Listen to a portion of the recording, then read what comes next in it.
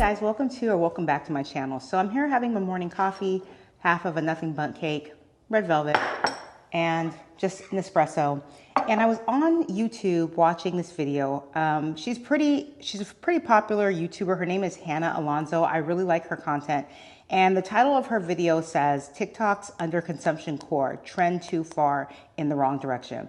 So I'll kind of tell you what she's talking about in there, because I had just posted on my Instagram, you know, like in the little notes, I really feel like a lot of, I don't want to say just people in America, people everywhere have become a slave and sheep to social media.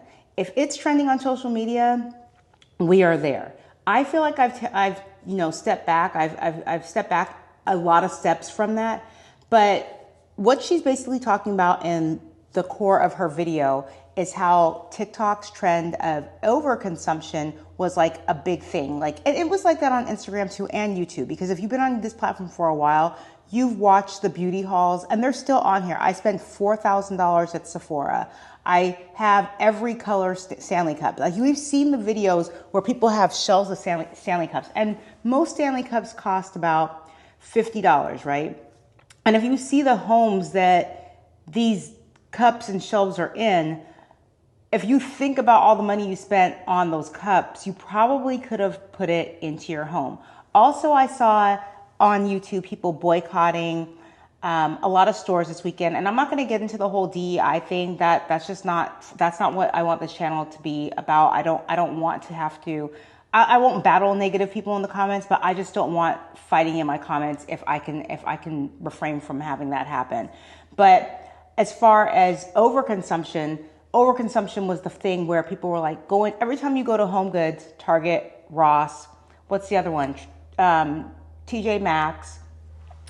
Usually you come home with stuff you don't need, right? You usually do come home. Everyone's done it. I used to be guilty of it. I go in there to quote unquote browse, and then I'm going down every other aisle and I'm finding a knickknack to put here, a knickknack to put there. And then eventually, maybe a year or two later, I don't even like that style and I'm getting rid of it or donating it. So I guess now on the flip side, they're doing underconsumption. And from what Hannah was saying, consumption is a multifaceted and imperfect one. It has its flaws, and there's many different angles that you can look at this and lots of different things I'm thinking about as I'm watching this TikTok content. So I tried to organize my thoughts into different segments, and the first thing I want to dive into is how wasteful this trend can be. And you might be thinking, wait a minute, this is a trend all about buying and consuming less. How can that possibly be wasteful? Here's what I mean by that. Here's an influencer scooping a bunch of what appear to be perfectly good makeup products into a bucket and then dumping the whole thing into the trash. The text on this video says POV, underconsumption core is the new maximalism. And she's throwing away things like completely full bottles of foundation, compacts that don't appear to be damaged or well used, even a makeup brush that looks perfectly functional, you just have to clean it. This is not underconsumption, this is...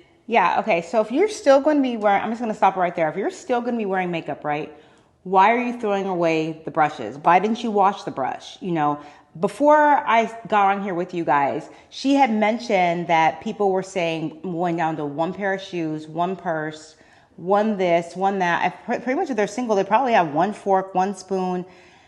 I don't know. It's just, I feel like we're going from one extreme to another, and whatever is trending is just making us like sheep.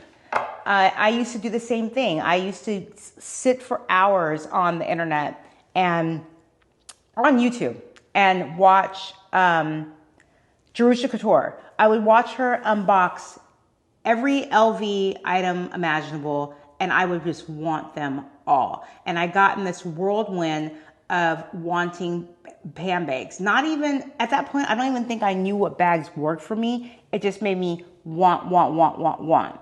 And I watched Jerusha for years.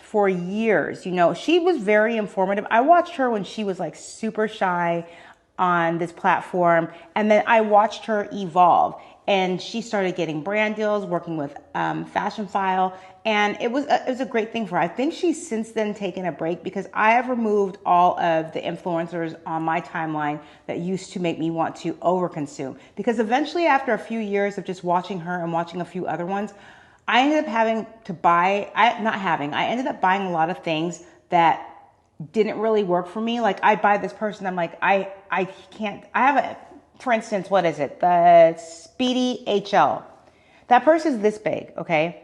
My keys are hooked onto a small leather good that's about this thick, and then I have the keys put. What am I going to do with a Louis Vuitton HL bag? The bag is only about this big. It's not my style of bag. It doesn't work for my lifestyle. But I made that mistake multiple times before I was like, okay, this is what works for me. This is what doesn't work for me. Then I went down the whirlwind with like shoes. You know, I was just like, oh my gosh, this shoe, I just need a comfortable shoe. And I have a lot of shoes. So I saw myself getting in that cycle. Makeup. So I'm holding myself accountable in this video as well.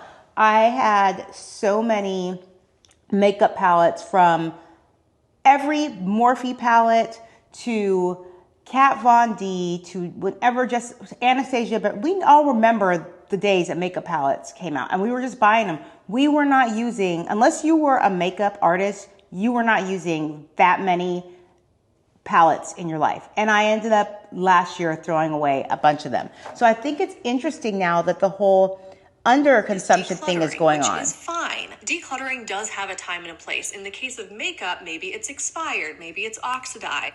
Decluttering. So I watched another video which spoke about, and this is when you're decluttering, this is another cycle that you can get into. What happens is you declutter and you say, I don't need any of this stuff. You either donate it, you give something you didn't wear, it's maybe to your child because they want it. And then a week later, you're back scrolling on the net and you're like, okay, I have all this room in my closet. I need to fill it back up.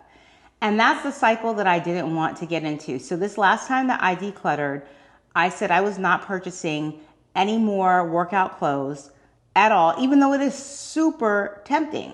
Who is this? I ring at my side. Oh, my husband's back. So those are things that, you know, I was like, you know, I can't declutter just to move things out of the home, to put things back in the home. Home Goods, Ross, all those stores, I'm not just going in there anymore. Like, we buy Gigi's wipes from there, her dog wipes, because they're $5.99. But if that's the goal to go in there, I'm going in there, I'm buying those wipes, and I'm stepping out. So I want to know your thoughts on what you think about this new trend going from overconsumption to underconsumption, and what you think the next trend will be after that, because I just think that I am finished being an internet sheep. I will only buy what I need, what I will use. I'm all about saving now, and I'm so happy about that. So those are my thoughts for this video today. Let me know what you guys think. Are you an internet sheep? Do you not want to be one? Do you love being one? It's fine either way. It's your money. No one to judge you, but I just wanted to have that chit chat with you today. I'm about to finish my coffee and cake and see you in the next one. Peace.